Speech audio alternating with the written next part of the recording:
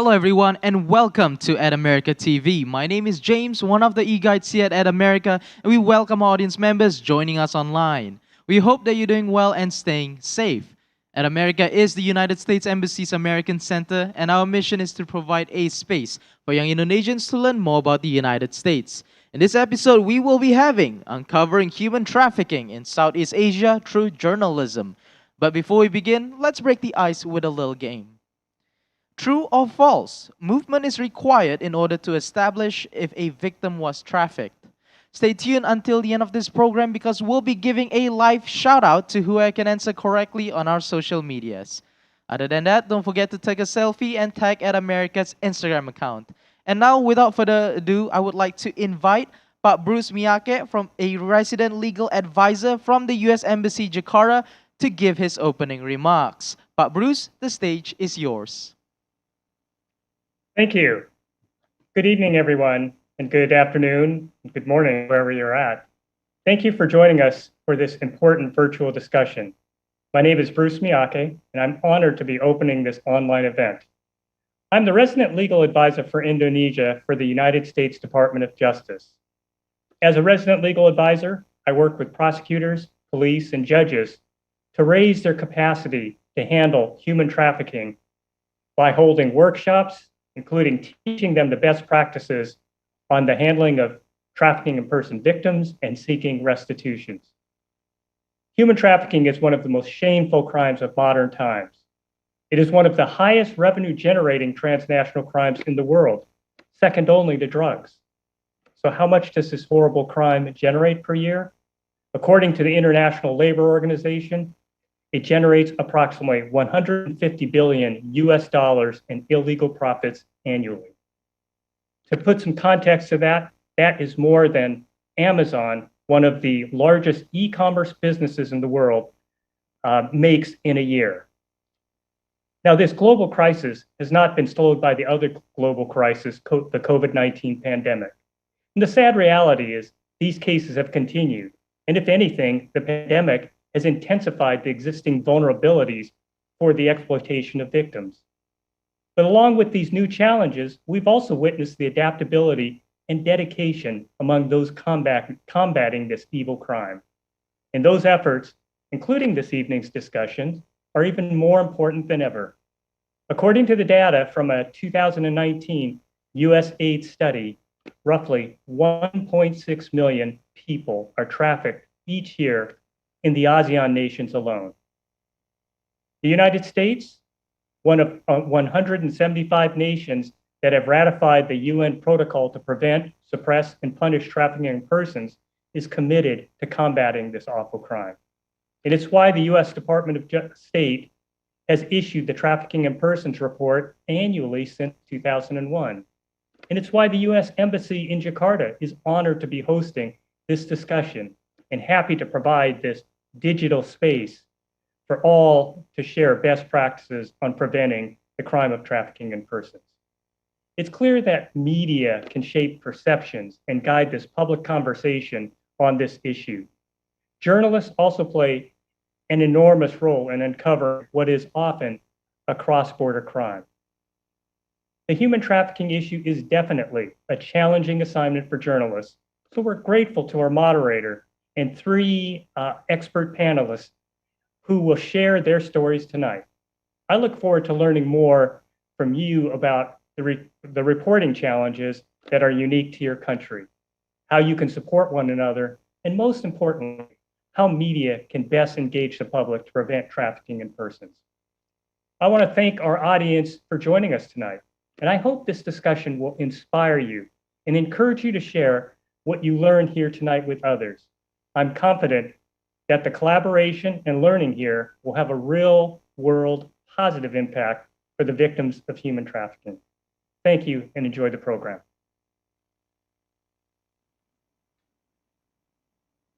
All right, thank you so much, Pak Bruce, for your opening remarks. For those of you in Zoom, the translation feature has been activated for this event. This feature allows you to choose which language you would like to hear, English or Bahasa Indonesia. To activate this feature, all you have to do is click the button at the bottom right of your Zoom panel. And now I would like to invite our moderator for today, Mbak Ratna Arianti, a Ohio University PhD student in journalism. Mbak Ratna, the stage is yours. Thank you so very much, James. So, good evening and good afternoon, depending on where you are now joining us. For the participant who is joining us from the US, good morning. I would like to welcome everyone in our virtual discussion uncovering human trafficking in Southeast Asia through journalism. This webinar is organized by the U.S. Embassy in Jakarta in collaboration with the U.S. Mission in Southeast Asia.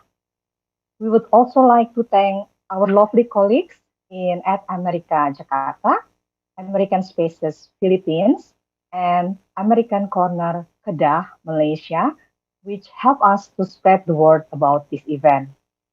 I hope everyone stays healthy and safe and warm since we are still in the middle of the global pandemic.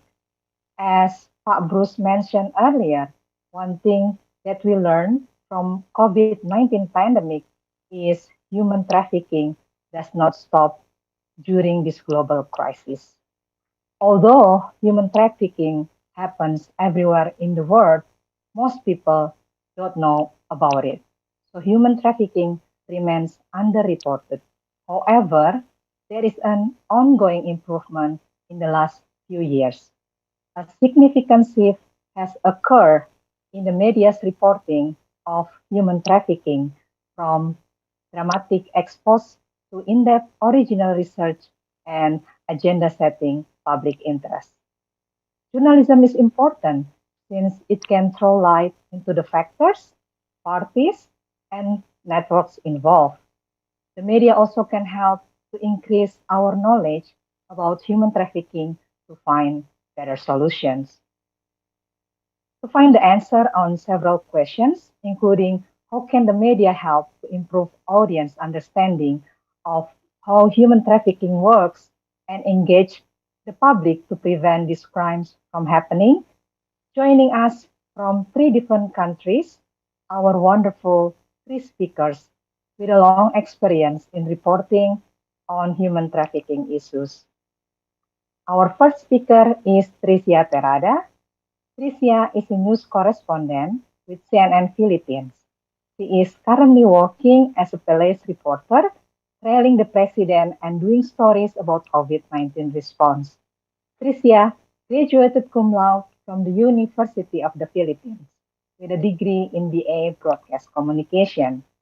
She took on leadership roles and actively worked on various projects that promote media literacy and social development. As a journalist, Tricia has a wide range of experience in the field, covering disasters, politics, crimes, health, and human interest topics. Her interest in producing human trafficking stories came about during her assignment with the National Bureau of Investigation, where she covered actual law enforcement operations. She hopes to produce more stories that would help shape policies and discourse and public awareness. Our second speaker is Pak Erwin Purba from Nippon Television Indonesian correspondent. Pak Erwin writes for various Indonesian print media and foreign TV stations since 1996. He covers legal issues, diplomacy, politics, and the presidential race. He has extensive experience covering trafficking in persons at the Indonesia-Malaysia border and also Indonesia-Timor-Leste borders. He also participated in the U.S. Embassy Jakarta-funded workshop on reporting on trafficking in persons in Kuching, Sabah, Malaysia. Last but not least, we also have Alia Al-Hajri. Alia is currently a journalist with online portal Malaysia Kini. She is a former Southeast Asian Press Alliance Fellow and a U.S. Embassy IVLP Fellow. With 12 years experience in the field, she has a keen interest in reporting on trafficking in persons, particularly related with undocumented migrants who ended up in Malaysia from Indonesia, Bangladesh, and Nepal. Her focus on trafficking in person also led to several cross-border collaborations with Indonesia's Tempo magazine, Indonesia's Kompas newspaper, Nepal's Himal Kabar newspaper, and Bangladesh newspaper Kanto.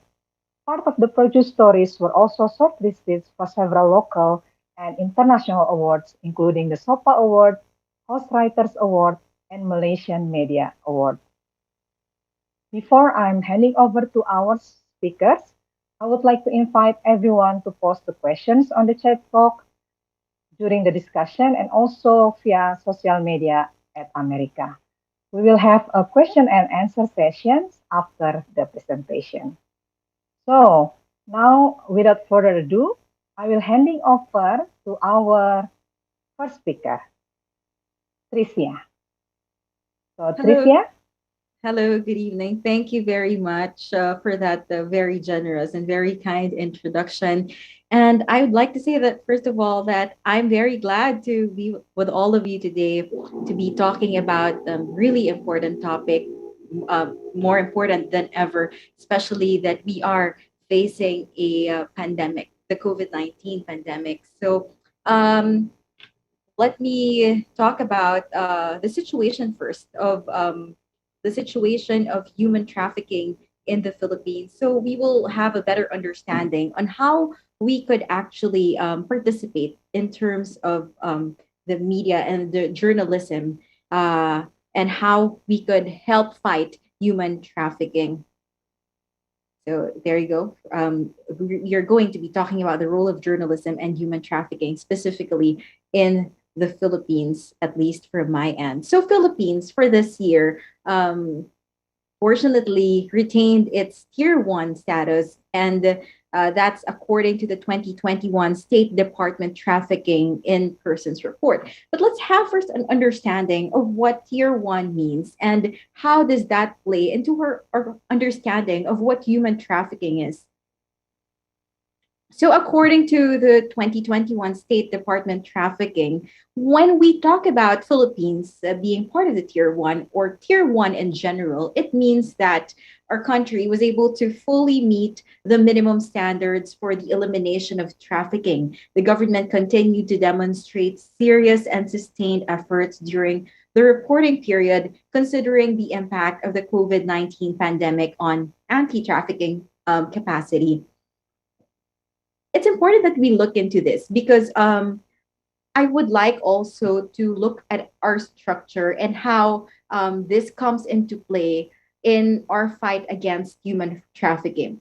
Here's our government's model or our framework in fighting human trafficking. These are the key players in government. It's headed by the Department of Justice. We have established, or the Philippines established, this interagency council against trafficking long time ago, and it's formed by different agencies, as suggested by its title. We have with us there the Philippine National Police, the National Bureau of Investigation, where I really worked closely in the past years over different stories that also focuses on human trafficking. And we also have there the Social Welfare Department of the Philippines and the Department of Foreign Affairs. Maybe some of you will be asking why the DFA, why the Foreign Affairs would be there. Well, I think a big part of that would be because we're a country that that highly depends on overseas Filipino workers, and that's where most of the time human trafficking comes into play. So just to give you an idea how human trafficking looks like in the Philippines, let's look into the profile of the victims. Again, like what I said, we have the DFA there because when we talk about human trafficking, it's not just confined to one country. It's inter-border relations. And as a country that takes pride in our overseas Filipino workers, it's also unfortunate that they are mostly, usually the victims of human trafficking. They fall prey into the hands of human traffickers. So they're, again, one of the top victims of these predators.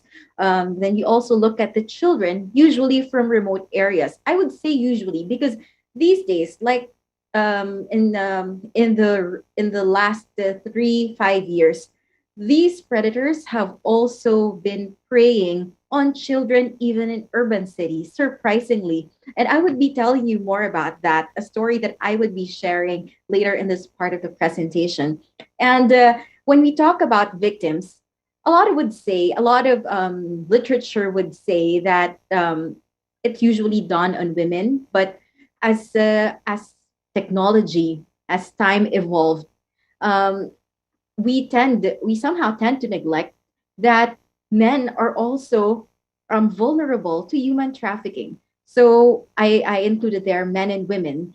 Women usually being victims of sexual trafficking, labor trafficking, and men more often on labor trafficking, being subjected to really poor working conditions and even Tricia, sorry to in- sexual so, trafficking.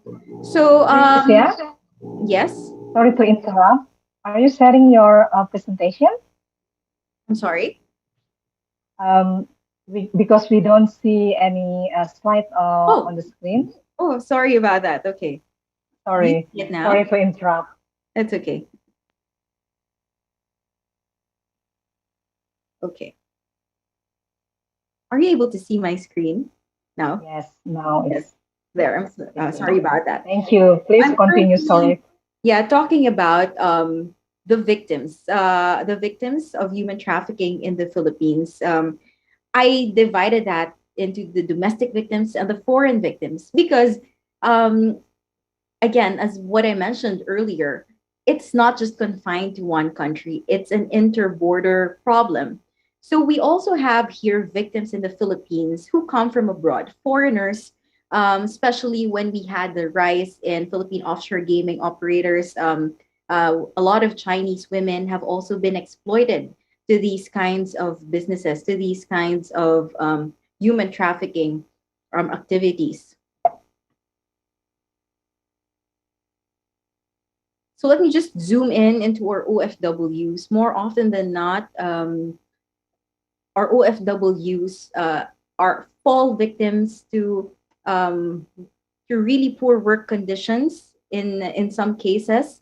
Sometimes they're lured into uh, really uh, really good benefits. They would be made believe that they would be having, they're promised of better lives, they're promised of really good compensation packages and a decent job abroad. And for people coming from rural areas, poor communities, that is really enticing, and that is really tempting for them to grab the job and sometimes not really looking into it, especially when there are agencies that looks reputable, but in reality, these are there. We could say that they could be black market avenues recruiting overseas Filipino workers and subjecting them to human trafficking activities. Others are promised of a job, but when they reach the country, like what the United Nations report would say, usually in the Middle East, but also happening in other regions, they would have a different job description when they get to that country, and they would be subject to uh, poor labor conditions, poor pay, and different kinds of abuses.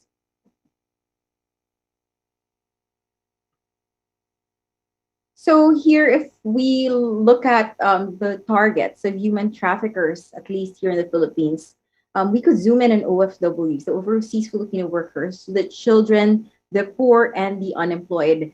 And they're subjected to different kinds of human trafficking activities. There goes sex trafficking, labor trafficking, and they're being lured into these activities through exchange programs. For example, promise of education, promise of experience, nurturing experiences abroad, without having any idea that they would be victims of human trafficking. And again, there are enticing work offers, and they get these people usually from disaster and conflict hit poor conflict hit areas, and poor communities as well, because this is where you can make a lot of promises, a lot of enticing promises, and hook them to these promises. And of course, far flung communities where access to information could be quite difficult at times, and where survival is the main goal each day. Um, it's very difficult when you have these factors, because many times people would think that yes, truly it is really education, but for people living in far-flung communities in rural areas, the main goal is not really to get a lot. The main goal is to survive for today. And that's why these promises, these enticing work offers, really hook them into different kinds of opportunities, which would later subject them to human trafficking activities. I call this the A game of human traffickers. How do It's important to look at this because this is how they thrive. This is how they're able to get victims. I summarized it into four aspects. We're looking into the socioeconomic situation. That's the top target of these human traffickers. They really prey on poor communities struggling to survive on a daily basis, promising them good opportunities and a better life. Desperation. They're capitalizing on the desperation of these people so that if so that if they, for example, fall prey into their scheme, it would be hard for them to get out of it. It would be hard for them to say no. Just merely earning a few pesos would already mean something to them, and the desperation to just really get out of the situation. And the poorest borders, I think, even if we're a tier one and we have a very strong human trafficking framework, or anti-human trafficking framework rather, it's still difficult to deal with our geographic situation with porous borders, where human traffickers can use some maritime exits that are very easy to transport people, that are very easy to ferry out people, not by plane, by mere boats or ships. They could ferry out people and bring them to where they intend to take them. And lastly, and most importantly, technology. Even if you have a very strong anti-human trafficking network of law enforcers, the human traffickers are also stepping up their game. That's why I'm calling it their A game. They're capitalizing now on technology, especially that we've been into pandemic. Now, these factors actually factor in the whole COVID-19 situation. The COVID-19 situation made things more difficult for those who are struggling at survival. It made access to resources more difficult, but at the same time, it also provided opportunities to explore technology.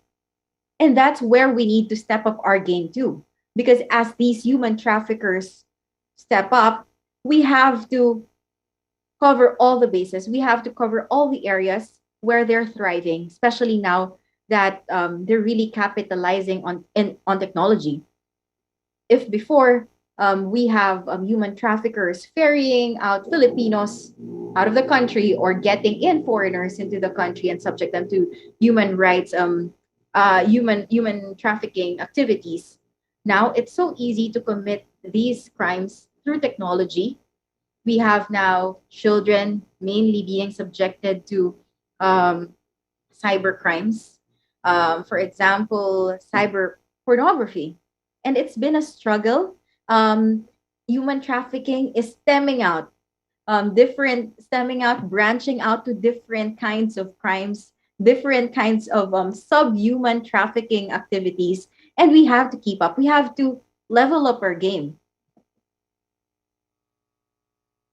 And even if we're tier one, this is what the United Nations human rights had to say, particularly UN Special Rapporteur Joy Ezelio said about her research, her study here in the Philippines. I'll just read it for everybody. The Philippines is undoubtedly a source country for human trafficking, with its citizens being trafficked in different parts of the world, mainly owing to the socioeconomic conditions prevailing in different parts of the country, including growing poverty, youth unemployment, and gender inequalities, discrimination, gender based violence, especially of women and girls.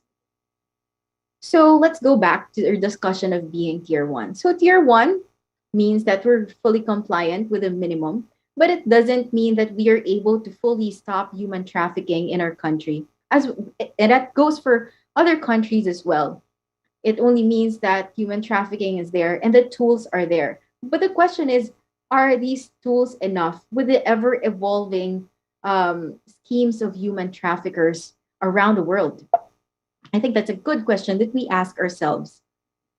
How much are we doing? And are our tools actually enough? How human trafficking works, I've passed through this very briefly earlier. Of course, there's the sex trafficking, labor trafficking, and now the most commonly used platform by human traffickers, the cyberspace, mainly targeting children.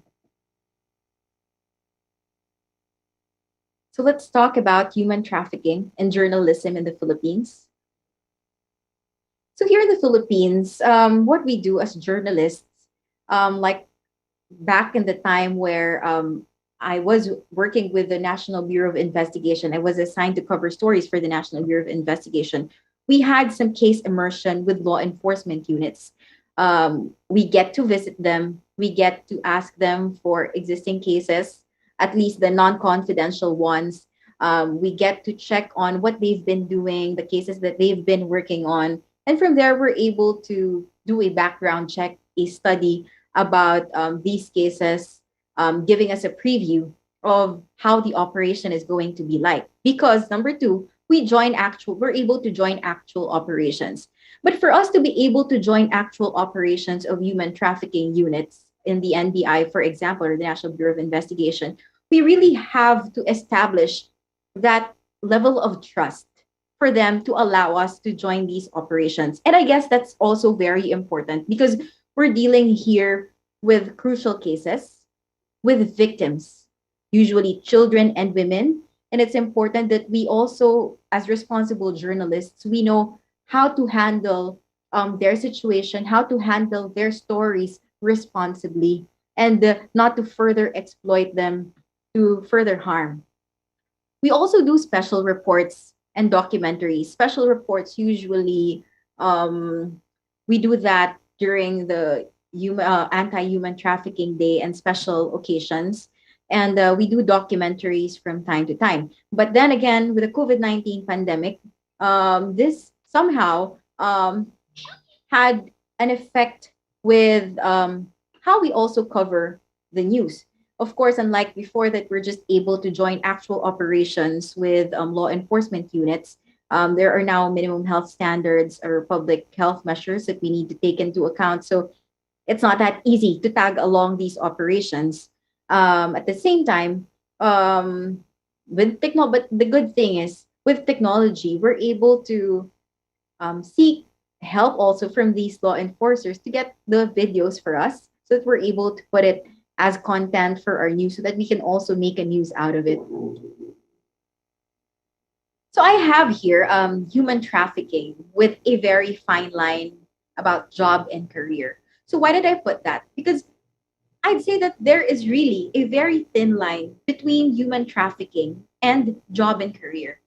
Because most of the time, we have an idea what human trafficking is, but how it looks like, or at least the people in many rural communities, in many far-flung areas, are actually blindsided about what when a job is actually exploiting them, when a career is exploiting them. There's a very thin line because in our aspiration for our lives to improve, in our aspiration to survive, to look for a job or for a career, some people tend to be praise of these human traffickers.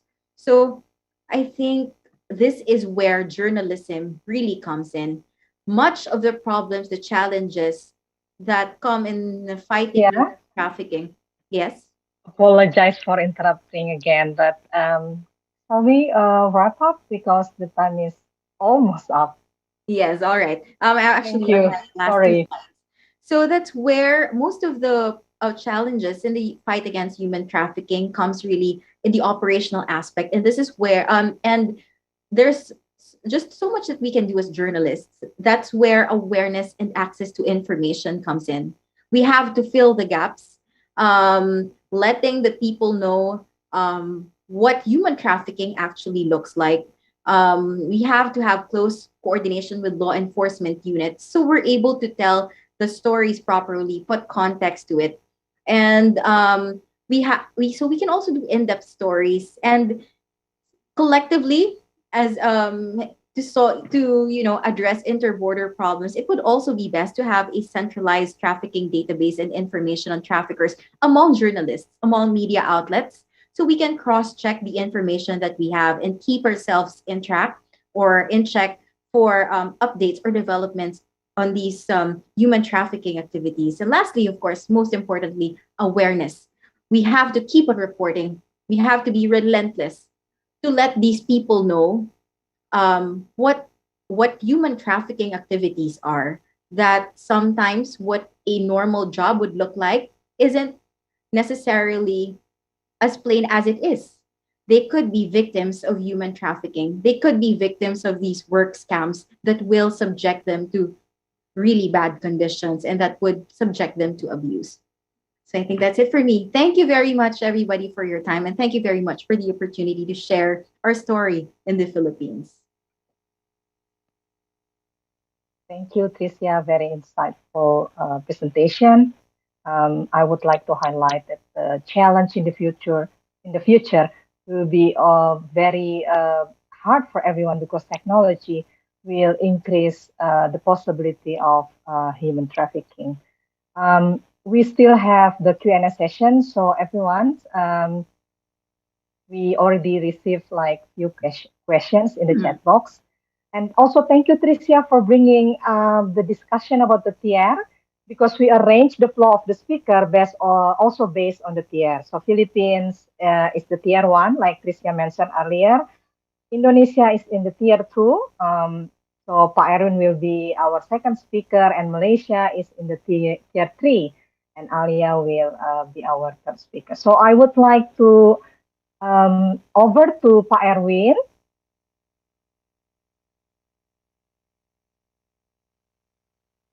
Pak Erwin.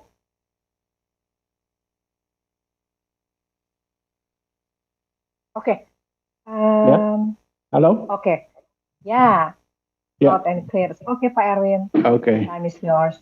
Thank you so much. Yep. Good evening, everybody. My name is Erwin Purba. I'm a journalist. Today we will talk about the human trafficking situation in Indonesia, which is still under on tier 2 for at least 3 years in a row. Why is that Indonesia is still getting this rank like this? According to the report, that even though the Indonesia government has made many legal instruments like the anti-trafficking in person law and then protection of migrant workers, etc., but it is still not enough. Not because of the law itself is not good, but the application in the field is still, we can say, zero, maybe. Yeah. For instance, the U.S. TIP report on the 2021 said the anti-trafficking law was inconstitutional. Maybe it will not change so much in the coming years. Okay. And then Indonesia also has strictly limiting quotas of migrant workers to other countries. But this policy has also pushed people to use illegal way to become migrant workers, because as the previous speaker said, that it is not about the money itself, but it is about their chance to go out and then trying their luck in other countries. For instance, today we learned that 40 people died in a capsized smuggler boat in the sea near Johor Bahru. They would be migrant workers, illegal migrant workers trying to go into Malaysia, while Indonesia has closed down the legal access to be Indonesian workers in Malaysia since last year. Okay, and then the recruiting agents in Indonesia, as usual, they like to charge fees for making documents, transportation, even before they start their journey. So it means that even though there is rules that you cannot charge fees for that, it is not applicable. Okay, and then now Indonesia has the national identity numbers. It is good to limit the chance for people to make fake IDs. Okay, but the problem is, in remote areas, people can still make legal IDs, but with false data. For instance, they are lying about their age because maybe the victim is still teenagers, and then they lie about the name, and then lie about the hometown. So if anything happened during on the migrant workers itself, maybe nobody will know who she is really because of the false data like that. Okay, second one.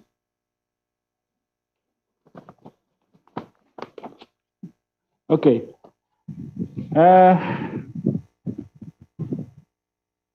As you see that as Indonesian media, this topic of tip is actually very, very, what you call it, very, very important. And then the people like to hear about that because it related to their life. Okay, but for Indonesian media to cover this, they have another angle. Just like in the case of Siti Aisyah. You remember that this is a girl who was accused of murdering Kim Jong-nam, the late stepbrother of Kim Jong-un from North Korea. She was tricked to become a prankster in a TV show shooting in Sepang City, Malaysia on 13th of February 2017. She was sentenced to prison, but the government and other organizations led a combined campaign to save her. Later, she was declared not guilty and can come back home to Indonesia. The news went mad with the conspiracy theory since this case involving North Korean citizens who acted as the TV crews, and it is suspected to become the real murder. Many media at that time seemed to forget to cover the TIP angle, even though it is clear that Siti Aisyah was tricked to become the accessories of murder because he was promised to become an actress at the time. So at that time, Indonesian media almost forget about the tip angles because they think that political and espionage angles for the story are more enticing.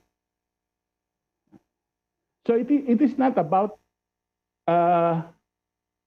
whether the trafficking issue are not important or not good enough as a news, but it is because of the other angles, which may be more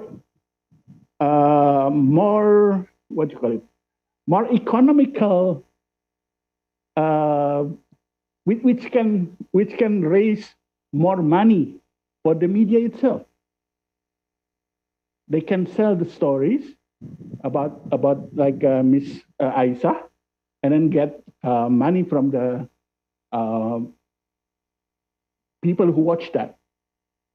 So it means that sometimes the media have their own mindset of how to cover this very important problem, that the trafficking portion usually are considered only as vice crime, which means about sex transaction. Okay, so it is not about how people were being tricked to be the victim of the trafficking, but it is only about transaction of sex. So sometimes they belittle the value of this news itself. Okay, and then next one. Okay, I would like to draw your attention to what is the barriers in reporting human trafficking, especially for media people. First of all, many times we cannot find reliable news sources on the TIP problems, even in the law-related official, because many of them are not familiar with the modus, with the even with the lingo on the human trafficking cases, on how to treat the victim, for instance, that they should be very, very careful and how to interrogate the victim of the human trafficking, just like maybe from how you treated the rape victims. But the problem is, not many officials understand that situations. So for us, the media, when we try to talk to them about the case, we cannot develop the story because of the lack of reliable sources. All right. Okay. For instance, the case in Puncak, the Arabian husband in Puncak region. So in one area in Puncak, which is in West Java, in a hillbilly town like that, these people are very open to the Arabian or the Middle Eastern people. For about $2,000, these foreigners can get nice villa, being treated with good culinary experience, and then a legal wife for them for about two weeks until 1 month. Yeah. But when we asked them about this, they said, what's wrong with that? They are legally married. They pay the dowry, the price of the bride. So it is, and there is nothing illegal in that. Even though after 2 weeks, the Arabian go home, and then maybe the women are pregnant. And who will be the fathers? Nobody cares about that. So it is quite hard for us to get the cooperation from the local official. Yeah, and then okay, not because I mean that I didn't say that all of the officials are bad or are not educated enough about this, because in like foreign ministry, they create a special agency called the Protection of the Indonesian Citizen and Indonesian Companies Abroad. I spoke to the ambassadors who lead this agency. He said that first they choose different type of characters from the diplomats. The characters that they are looking for are compassionate, patient, easygoing, easy to talk to, and then very keen to learn and then to help other people. So this diplomat has the special characters to understand the situation. And then when they are sent to like Malaysia, sent to Arab Saudi, they can talk with the victims of the trafficking case like this. They know how to manage them, how to talk to them, how to help them like that. So it means that these specialists are very good.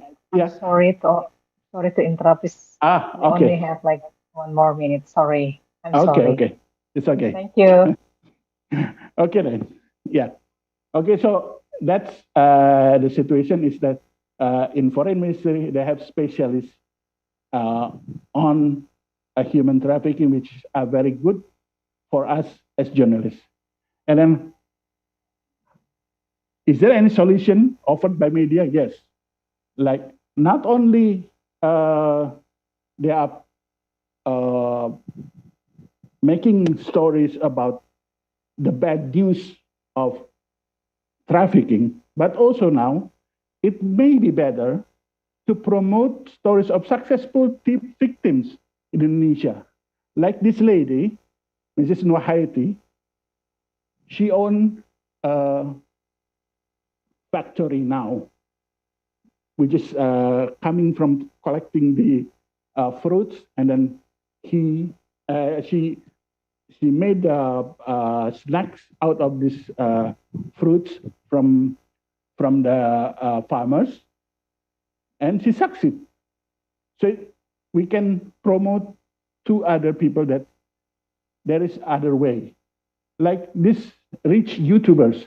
This is a space like a remote village in Banyuwangi, where they made footage of videos about what is life like in a rural area, in the village like this.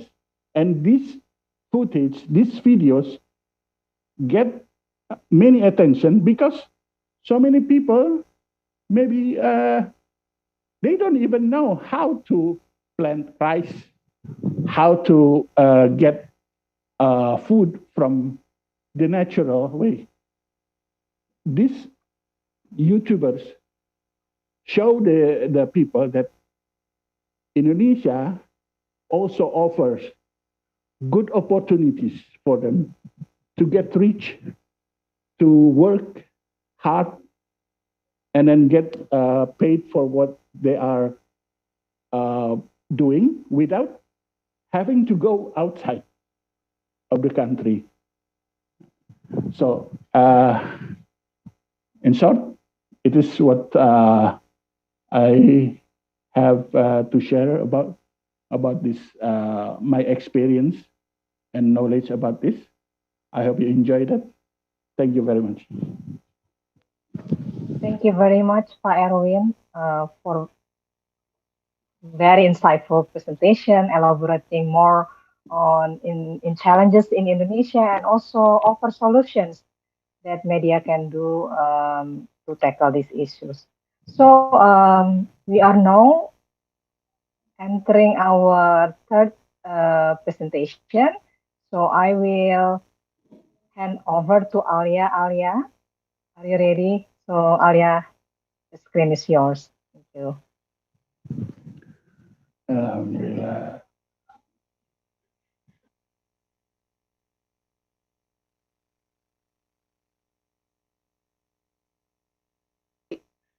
Okay. Hi, everyone. Thank you for the opportunity to join the session today.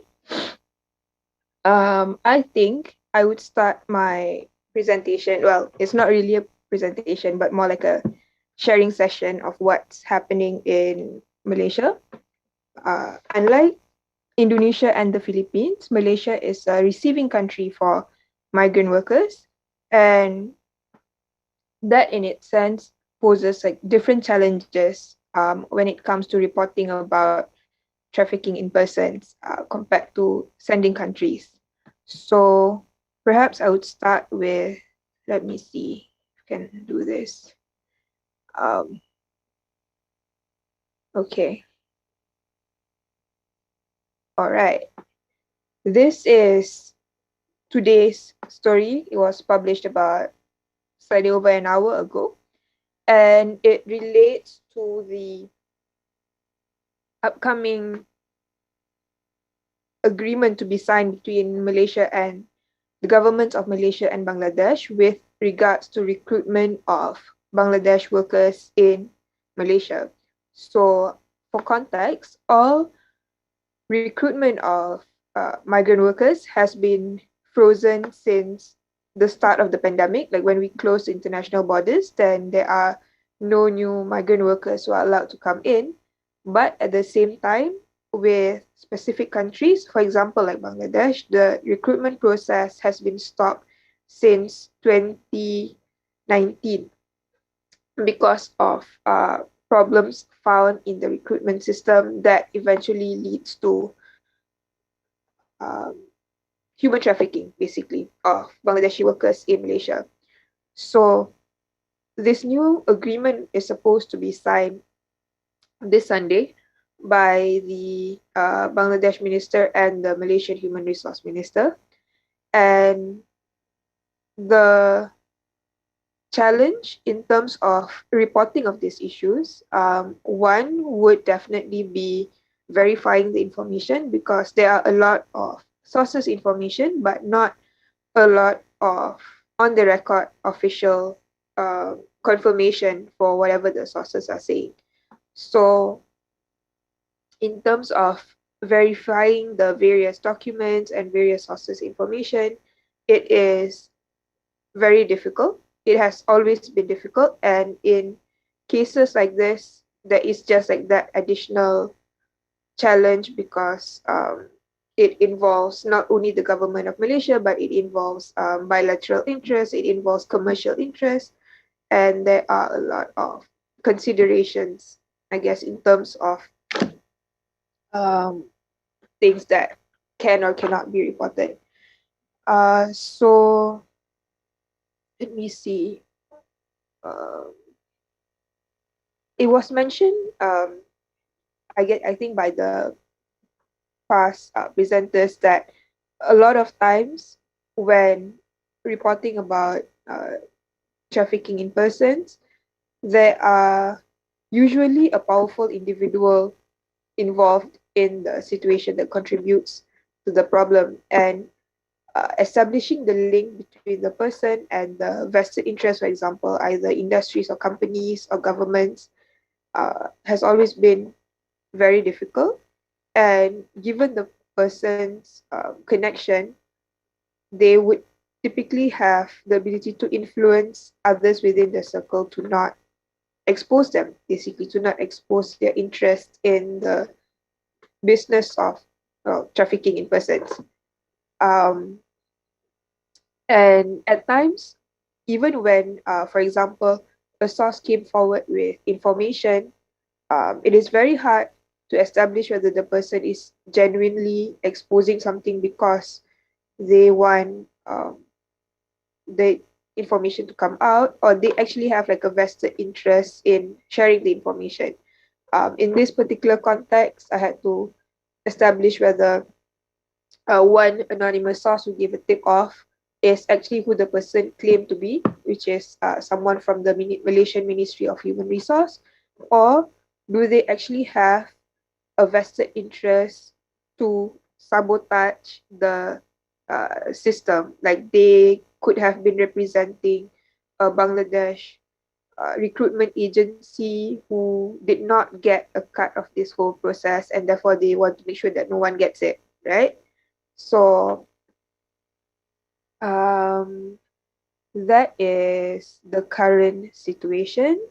And as what was shared by the moderator earlier when during the introductions, I would like to share three past reports that involved cross-border collaboration, because over the years we discovered that cross-border collaborations in terms of trafficking in persons is a powerful tool to not only achieve more impact, but also tackle the challenges surrounding limited resources to report on the issue. Like I might need information from the other country and vice versa, but we don't need to go and see each other kind of thing. We can ask each other for help basically and collaborate on the story. So this first one is this would be the first major project that I did. It's not a disclaimer, but Malaysia Kini is um, an online portal that we run behind a paywall, right?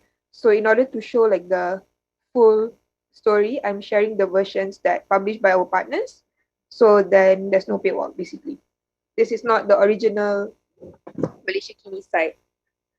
So this is the first one. It was published on the 25th of April 2017. It is done by Malaysia Kini obviously and Indonesia's Tempo magazine. And it tracks the movement of this one girl who came from Indonesia, from Nusa Tenggara Timur, East Nusa Tenggara in Indonesia, to Malaysia to work as a domestic helper. She basically, you can see here that she was born on July 15, 1997, but on her passport, which is a false document, she is, they made her older basically. She was born on 1997, but her document states that she's born in 1994 to make sure that she meets the age requirement to work as a domestic helper in Malaysia. And then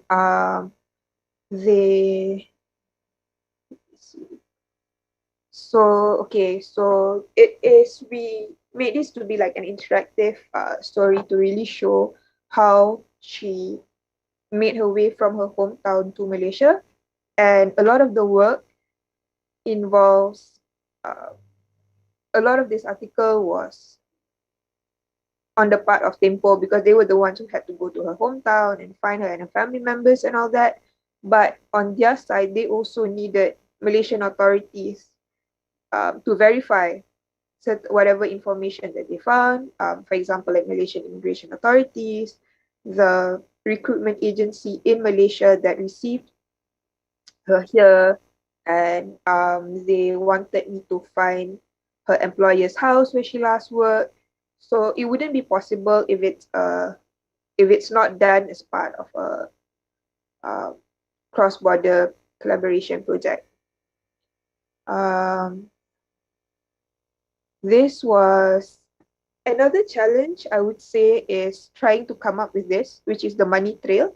So there were some elements of data journalism involved that often comes because when reporting about human trafficking in persons, there is using the money trail sometimes is more effective than trailing the human, because the money trail you cannot hide it basically, right? You cannot change it, like the it's more of hard facts compared to a story, maybe like a narrative. By it's not like saying that the victim story is not important, but it basically backs up the narrative, and it's more solid, and you can present it as a more factual element maybe. So that's what we try to do here. And then this was what I did. I went to the place to see the agency that received her, and then this was in Indonesia, where she was housed before sent here. And then this was where she worked in her last place of employment, where she was found, where she was said to have hung herself in the kitchen eventually. Um, Obviously, there's a lot of challenges when it comes to verifying with Malaysian authorities. I'm not certain how it is in Indonesia and Philippines, but in Malaysia, it is really difficult to get any form of confirmation from authorities. And I think it was mentioned earlier about how reporters can actually follow police or immigration like on raids. Over here, that like really rarely happens unless the immigration want to show off that they are raiding the place, and they know that they can get like 30, 50, 100 migrants or something, that they want to show off that it is a successful operation kind of thing. So even if they let you trail them, you will not actually see what they don't want you to see, kind of thing. And then, so these are my partners at the time. And then, so this was 2017. And then the next year, the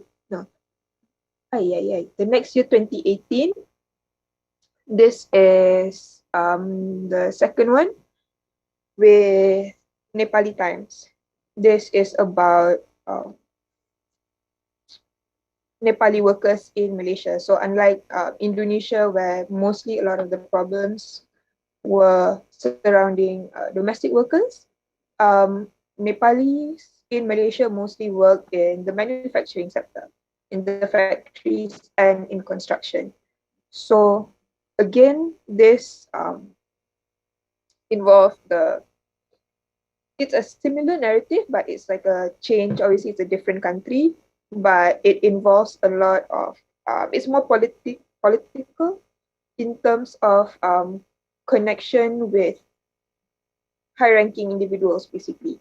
So on top of navigating the uh, the language barriers and all that when trying to do reporting among the migrant communities, but also navigating all the political aspects where well-connected individuals are often awarded contracts to bring in the workers. So they could be linked to companies that operates recruitment agencies, basically, right? Either directly or through their proxy. So whenever you're reporting touches on this company that is well connected, then obviously there'll be a big challenge trying to expose their dealings. And interestingly, this company, Bestinet, so this same company is also linked to this situation. It's literally the same company, but I guess it is a challenge that here I cannot name the company because I haven't managed to get their response to the latest allegation.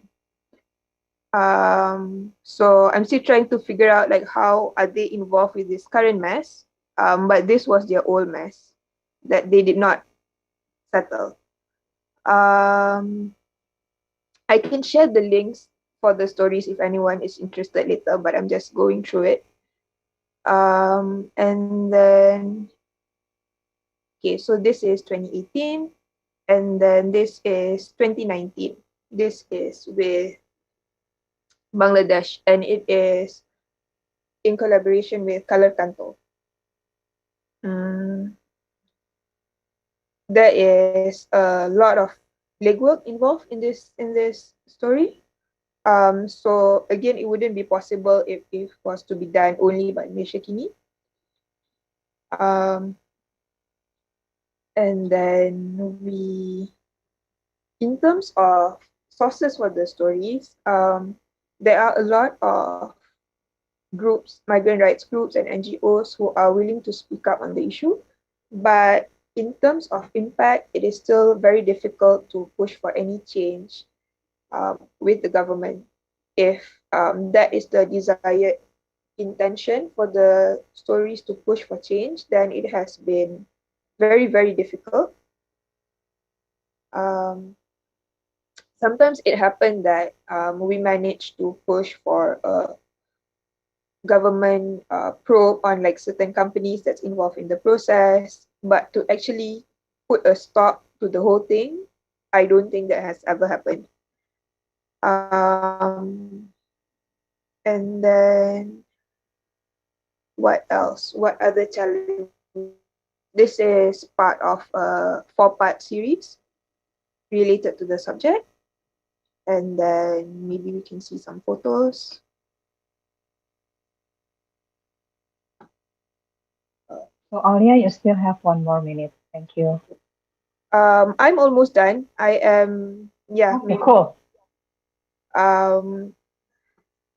What are the challenges? What are the challenges? If I have to sum up challenges, I think convincing the editors to run the story is also a challenge, because to find fresh angles for a human trafficking story is very difficult, because even like for the stories that I showed you guys, it's despite like the different countries, the whole modus operandi or like the tactics adopted by human traffickers, it's mostly very similar.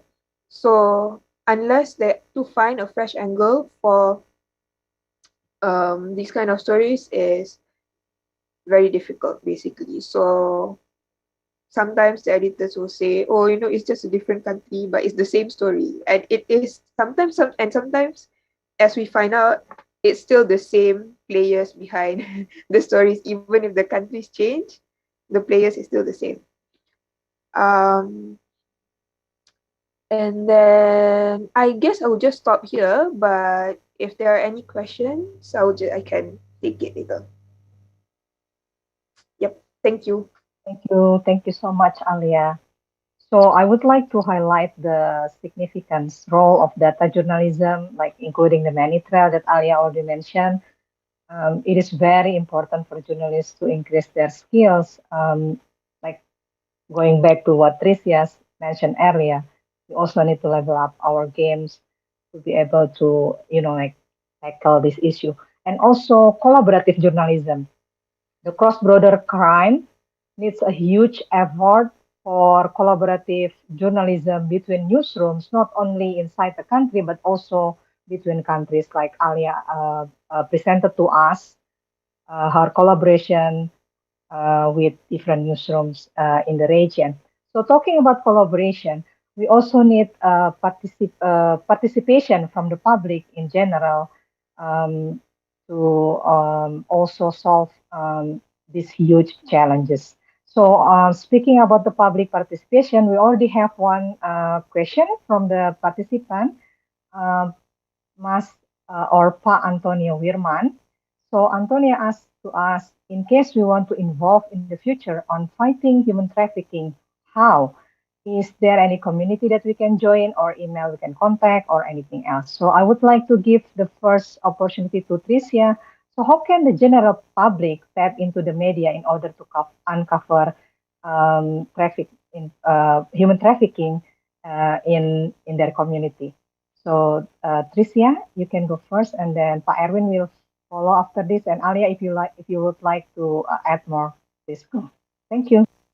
Thank you, Ms. Ratna. Well, I think that's a good thing about the technology, the good side of technology, and the good side of the advancing social media is lately everybody can technically have access to media, to the news outlets. You will be able to message them on their social media platforms. You can tweet the reporters directly. You can address them directly and send in information, unlike before, where access to these organizations, to these news outlets are pretty much difficult. So that's one thing that we can capitalize technology, sending information, sending tips and leads, background on possible human trafficking cases.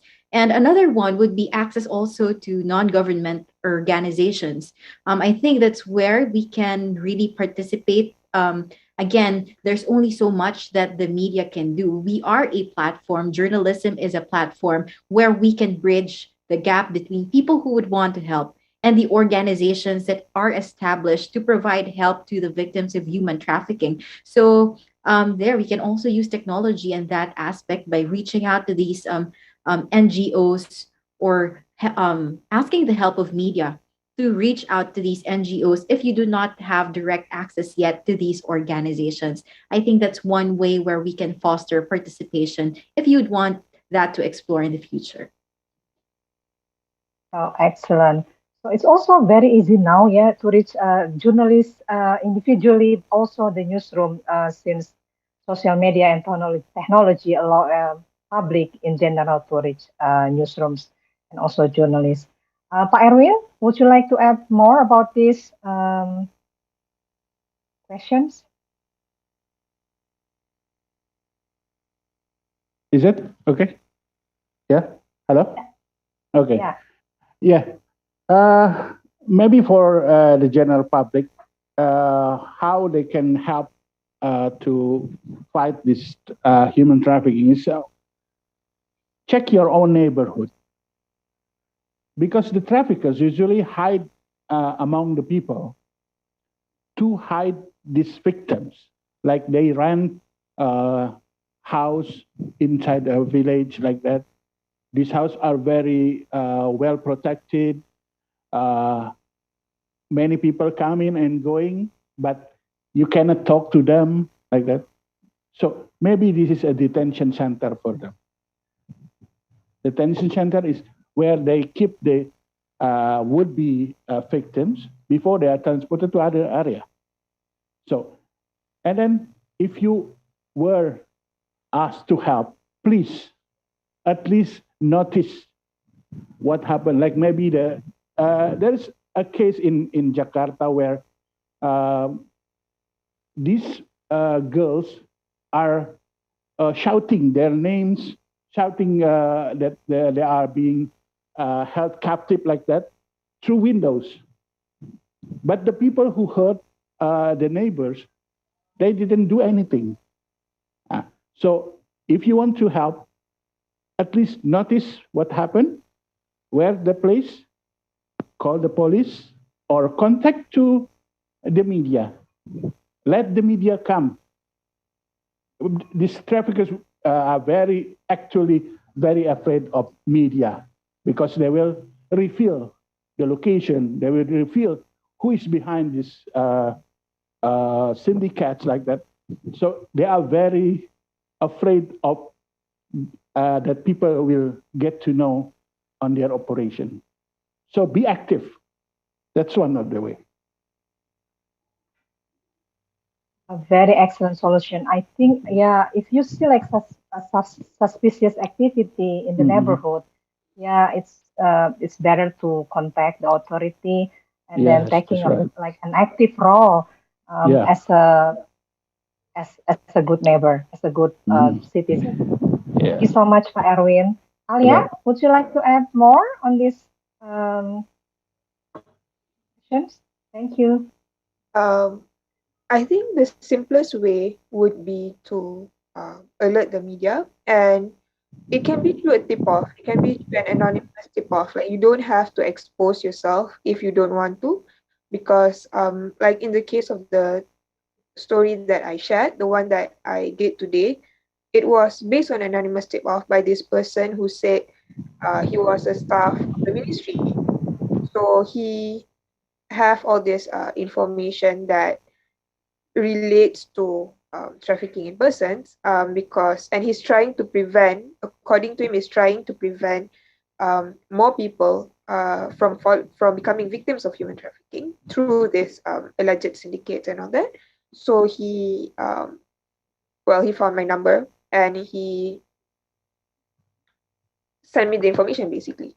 So it is my duty to verify it and see if I can trust this person. But as that person, that is one way of getting the information across. You can find your local media house or journalists who have been reporting about related issues, and you can try to reach out to them and see what happens.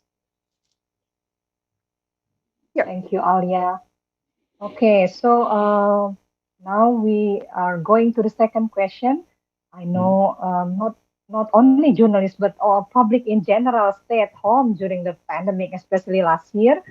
Um, I can feel like the challenge. I mean, like I used to work as a full-time journalist at home, and limiting our mobility is also causing a problem for us to like explore more on this issue. So I would like to ask, with the pandemic limiting our mobility, how can journalists cross countries collaborate better to uncover trafficking in persons? I would like to change the order. So, Pak Erwin, you can go first, and Alia can go second, and Tricia will go after that. Thank you. Please, Okay. Pak Erwin. Yes. Okay. Collaborating. You mean that like a joint project, right? To cover this. Yeah, between between newsrooms and also between newsrooms. journalists.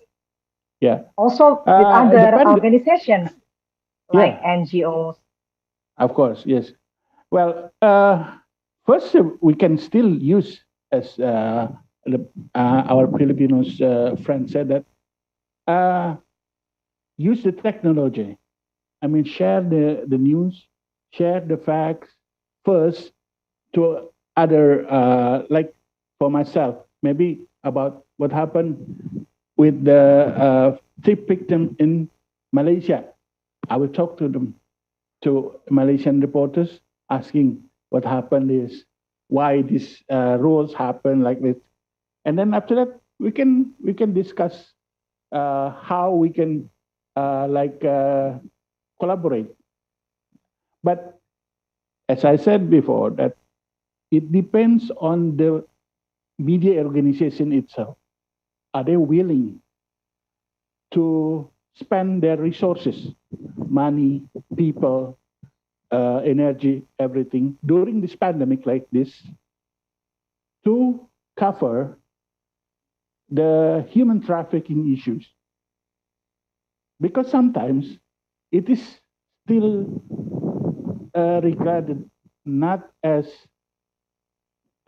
profitable subject for them, yes, to cover the what happened with the, well, I'm sorry to say, they will say, well, that's the fate about poor people. What in it for us? And then another angle is this: sometimes the people who own this media organization may be also involved, directly or not directly, into this area. Maybe they have companies who supply food for the would-be like migrant workers. We don't know, but then, this will affect our business. Maybe not a good thing for them. So it depends on many aspects. I mean, not only because the journalist wants to do the story, we want to do the story, but there are many other aspects around us that which can change the situation. I think that's the. Okay, thank you, Pak Erwin. Yeah, I like internal and external challenges outside and inside the newsrooms, yeah, Pak Erwin.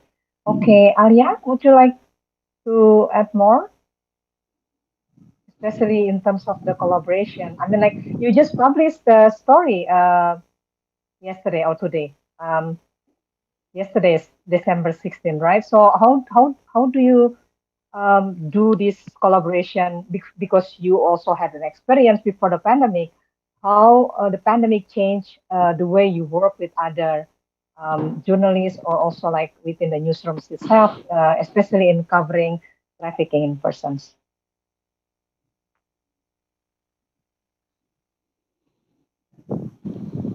Alia? Hello? Alia? I don't think. Or okay, so we go to Tricia. All right. I think I'll pick up from what Pat Irwin said earlier, that sometimes a big hindrance could be the willingness of media organizations to spend on their resources to create such a collaborative network. But I think to solve that, one solution that we could explore is for journalists to take their own initiative to create their own network, an independent network where we can collaborate, where we can be Okay. sharing information. Because in this time of the pandemic, where movement is very limited, it's really important that if we can't get confirmation from our local sources, we can explore other options, and I think that's the great thing about being journalists. We don't stop at just one source. We explore all sources. We explore all opportunities to get whatever angle we can get, to get whatever confirmation we can get from reliable sources. And picking up also from the presentation or the sharing of our friend from Malaysia, our main tool, I realized, our most powerful tool is information. When we know a lot of things as a collective organization, like in the case, for example, of Malaysia, where access to operations, to crucial details is quite difficult, it could probably put pressure on the government or their law enforcement units if they have information from other countries where crucial information that would be very hard for them to deny, that would be very hard for them to refute. And in that case, they would be pressured to do some action and to really reveal the facts so that we'd be able to have easy access to such information. In the case of the Philippines, where, to be honest, I am not sure if I'm just fortunate enough that I have been able to establish trust among sources from the law enforcement unit. But I think, in terms of the stories that I heard earlier, we are quite fortunate that our law enforcement units are quite open to sharing some information, but of course, not all, because they're confidential information. So, with the information that we have, it would help us if we have this collaborative network to verify some tips that we also get from the government side, that we get from our law enforcement units. And speaking of technology, where people could access us, could give information, tips. For example, OFWs reaching out to us, seeking help. I've encountered several times where OFWs would send us videos seeking help, asking us to be the bridge between them and the government, for asking the media to let the government know that they are in dire need of help, that they are in a very desperate situation, when sometimes we couldn't get immediate confirmation from authorities. I think this collaborative network would be a way to cut the bureaucracy, cut the red tape, cut the long processes really short, and seek help from our own media friends. For example, I could just call back Erwin and ask him. We have this OFW in Indonesia who's seeking help, and I do not know. I do not have a confirmation yet. Maybe you could try to help me verify her location, and that's, I think, a good way to collaborate and send help immediately, because when we have already verified information, it would also be a big help to our authorities here and even in Indonesia or whichever country, to collaborate amongst themselves, to collaborate efforts so they can act immediately, so that authorities can rescue these people and hold the predators accountable. Excellent, Tricia. So, Alia, can you hear me okay now? Alia had a problem with Okay. the quality of the connection. Okay, would you like to add more on this question about the limited mobility during the pandemic? Thank Yes. you, Tricia, and please, Let Ali. Yeah, let's hope this works. In terms of limited mobility, definitely restricts our ability to uh, carry out such projects. But again, with collaboration through the agencies or even like cross border, then that definitely helps a lot. And also obviously like technology, because everyone is just so used to like trying like other ways instead of like meeting up for interviews and things like that. But in terms of addressing maybe not restriction but resistance from media organizations perhaps to pursue these kind of like long form stories that takes up a lot of time under limited resources would be trying to partner up with independent funders, various groups that offer grants for special projects, special reporting projects. So um, there are definitely, I think, like a lot of grants available on like specific topics.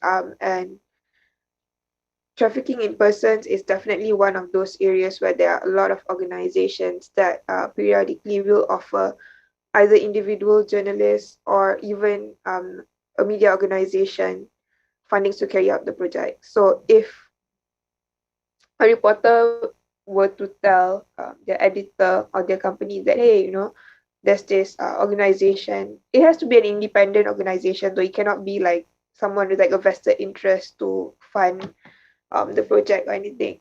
Then say, there's this grant for like a few $1,000s to carry out, to go out and report on certain subjects related to human trafficking, then at least in Malaysia Kini, we are always very open to do that because we will get the chance to do a good story at minimum cost. And in fact, sometimes we make more money because the reporting cost is not as much as the grant. So yeah, that is one way to go about Okay, it. thank you, Alia. Okay, so we have like university students joining us now, also journalists in general. I believe that increasing the joint forces between journalists is also very important because we are dealing with like a huge crime. So, in order to aspire them, to inspire them to join with this, what advice do you have for aspiring journalists who are or university students who want to be a journalist who are interested in focusing on covering trafficking in persons? I would like to give the first opportunity to Tricia and go to Alia and Pak Erwin will be the third one. Please, Tricia. Mhm.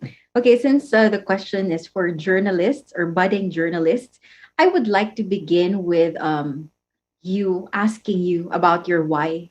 It's very important that you understand why you're doing this and why you're focusing on whatever topic, for example, human trafficking, because that will be your fuel in doing stories. Because to be honest, it's not that easy. It takes a lot of time to focus on human trafficking stories. It takes a lot of effort. If I may just share my personal experience, it's not that easy to build trust among your network of law enforcers, to let them for you to be allowed to join operation. It takes a while, and it takes a lot of effort to study also the background of these cases, the verification. It's a whole process. It's like you're not just there as a journalist to cover, but there's a lot of work that you have to do behind it, to the point that you're acting like already an investigator. So you have a complete perspective of things. It's very important that as early as now, students, you are able to read on these things, because these would provide context in the future stories that you will be making. And it's very important because these are sensitive cases. And like what Miss Alia said earlier, it's very important that we find fresh angle. And that's where the fire is really needed. That's where your why comes in. It may become routinary, or it may be a cycle that you just keep on writing, doing human trafficking stories, but you always have to find a way to let the message across, especially to the victims of human trafficking. If I may also just share, there's this instance where I was able to interview many instances that I've been able to interview human trafficking victims. And the common ground is most of these victims do not know that what they're doing is actually wrong. Because, for example, children, their predators could sometimes be their own parents, asking them to do sexual acts in front of the camera. Children as young as 7, as 3 years old, they wouldn't really know that these things are wrong. And their neighborhood isn't actually aware that these things are happening inside their homes. So it's good to be able to share that message across that there are many things happening in your community and you should be vigilant. You should you should be able to spot the red flags. And how do we know this? It's through journalists, it's through journalism for the community to be aware that, hey, these things are happening. And this could be happening in your own neighborhood, probably within your own family. So it's important, really, that you have all these tools so you can keep on writing powerful stories, stories that would help shape decisions that these children, that these families would be making. Thank you, Tricia. Alia, would you like to elaborate more on this? Thank you. Well, I don't know if I'll end up like inspiring or like discouraging people because it's definitely not easy. And to get even like to get the opportunity to specialize and focus on a particular topic, regardless of what it is as a journalist, is it human trafficking or even entertainment or sports or whatever it is, to get the opportunity to focus on that because you want to focus on that is very difficult because most of the time in the first few years you'll end up doing everything and you wouldn't have much say on what is it that you get to cover depending on where you're working at that time. But if you do have a special interest to focus on a particular subject, perhaps in this case trafficking in persons or related issues, then you just have to show initiative and to understand what is it that you need to find related to that topic. So you have to go out and build your own contacts.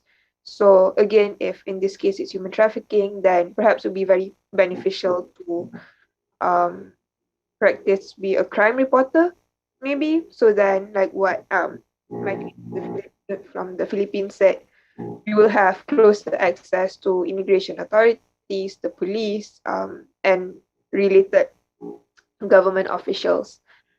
Um, Definitely connection. You have to build your sources to a point that people will go out of their way to find you and send you the information rather than you finding them.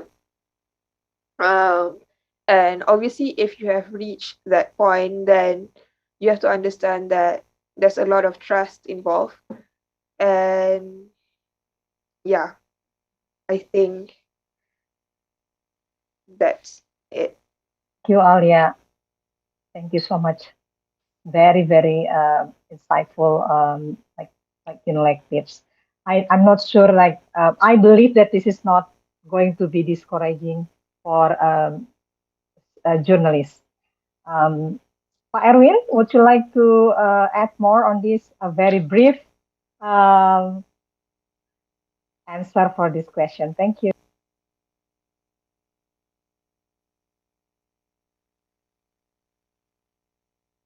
Start from your own surroundings. Yeah, for the budding journalists, who, as our Malaysian friend said, that in the first years they do everything They have to know every aspect before they become a specialist in one or this. But first, if you want really to know about the human trafficking or other human stories like this, check your neighborhood first. Talk to the like street kids, beggars. They are also the victims because there are people who control them, who rounded them and then make them work. That's one of the example of human trafficking, that you are being employed as beggar, like that. While you're checking your neighborhood, also talk to the local law enforcers, like the security officers, police. Learn from them the lingo, the language, the terms, how to talk to them, how to what is good to be written, or what is not allowed to be written in this kind of case. So you can learn from your own neighborhood first. That's how you start from the beginning. Later, after that, you can spread out your networks, and then you can also join other media organizations or journalist associations like that, where you can also learn about this. But first, if you can cover and then you report beautifully about what happened in your own neighborhood, at least they will know who to talk to if something bad happens. You will become like their protector, maybe. That's one of the reason why this human trafficking issue are very interesting. You cannot, you are not only becoming the reporters, but maybe you can also becoming the fighters, the protectors for the victims in that way. Thank you. Thank you, Pak Erwin. So especially also playing the role of journalism to give a voice for the voiceless. So I would like to give a warm applause to all the speakers, and I will like add the link that Alia mentioned earlier, and also the annual trafficking in persons report that the US government has done for the last 21 years. So you can also find the answer for James' questions on that report. So besides several roles of the media, such as increasing awareness and knowledge, as well as prevention, media are also important to build a hope. The only hope we have is to do this together. We need to get everybody on board, journalists, public in general, authorities, if you want to end human trafficking. I'd like to close this forum by thanking all of the speakers for a very insightful discussion.